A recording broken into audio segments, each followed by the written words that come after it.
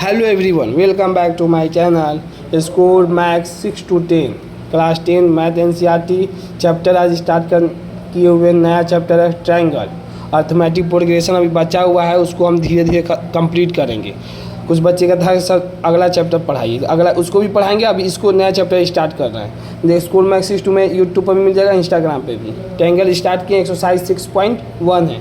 पहला क्वेश्चन देखिए क्या, fill in the blanks using the correct words given in brackets में गिवन दिया, उसमें फिलिंग द ब्लैंक फिल करना है। तो क्या करा, पहला question all circle are congruent होगा या सिमिलर होगा। देखिए कॉन्ग्रेंट पहले समझाते हैं किसको कहेंगे और सिमिलर ट्रायंगल किसको कहेंगे।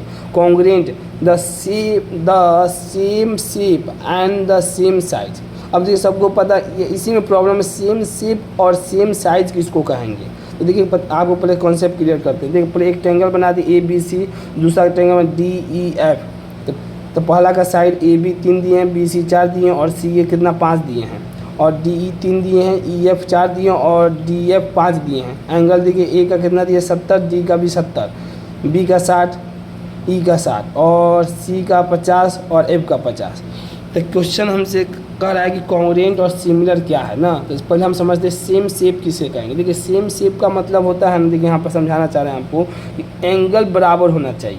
सेम शेप का मतलब एंगल, अगर ये 50 सी 50 है तो एफ भी 50 होना चाहिए, और बी 60 है तो ई भी 60 होना चाहिए, डी 70 है तो ए भी 70 होना चाहिए। इसी को कहेंगे हम लोग सेम शेप।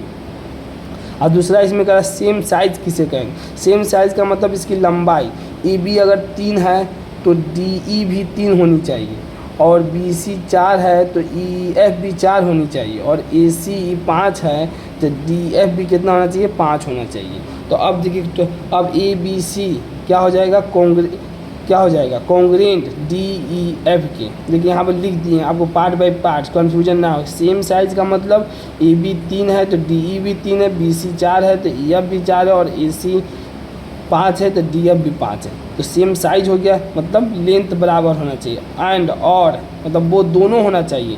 सेम साइज किसे कहेंगे, एंगल ए 70 है तो एंगल डी भी 70 है, एंगल बी भी 60 है तो एंगल ई भी 60 है, एंगल सी भी 50 है तो एंगल एफ भी 50। इसी को कहेंगे सेम शेप, मतलब एंगल सेम होना चाहिए। तो triangle A B C congruent का साइन है 2 पाई, ऊपर से इस तरह का एरो डी ई एफ।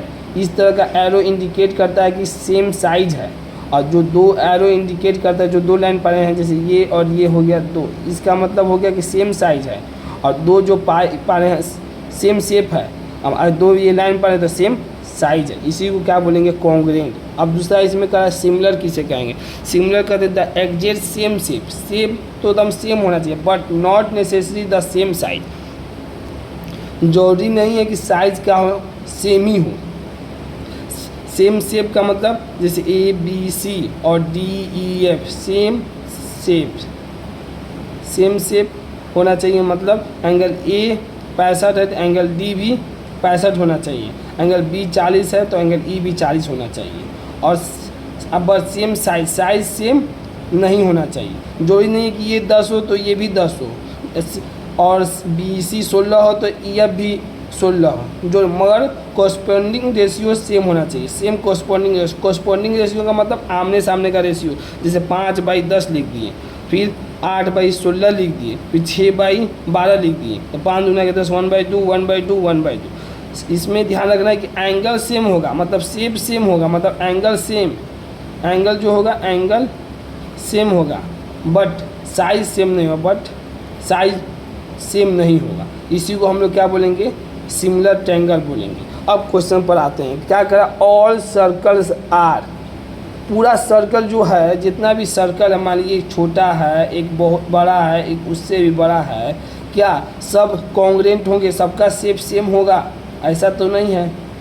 इसका एक छोटा हो गया, एक उससे बड़ा हो गया, उससे बड़ा हो गया, तो ये क्या होंगे, यहाँ पर एंगल तो सेम है, सर्कल तो सेम ही है, साइज तो इसका पूरा सेम है, दोनों का लिखा है ना, सेम शेप तो सेम। ये भी सर्कल है, ये भी सर्कल, इससे बड़ा वाला भी सर्कल है, मगर क्या डिफरेंस है, इसका साइज अलग अलग है। जब साइज अलग अलग है तो ये क्या होगा, कॉन्ग्रेंट होगा। कॉन्ग्रेंट होगा ही नहीं, क्या कॉन्ग्रेंट में तो साइज भी सेम होना चाहिए और शेप भी सेम होना चाहिए। सेम साइज और सेम शेप सब बराबर, तो ये तब क्या होगा आंसर में इसमें सिमिलर होगा, क्या होगा सिमिलर। इसमें ये आपका कॉन्सेप्ट क्लियर हो। इसके बाद सिर्फ हम क्वेश्चन करेंगे, जो बच्चे नहीं देखे हैं उनको भी बता दीजिएगा कि सर ट्रायंगल स्टार्ट कर चुके हैं, और इसको बहुत अच्छे से पढ़ाएंगे। उसको धीरे धीरे अर्थमेटिक को हम चलाते रहेंगे। ये भी चैप्टर आपका कंप्लीट होगा, अर्थमेटिक भी कंप्लीट होगा। और वीडियो पसंद आई हो तो इसे लाइक करें, अपने दोस्तों के साथ शेयर करें और चैनल को सब्सक्राइब भी करें। Thank you so much.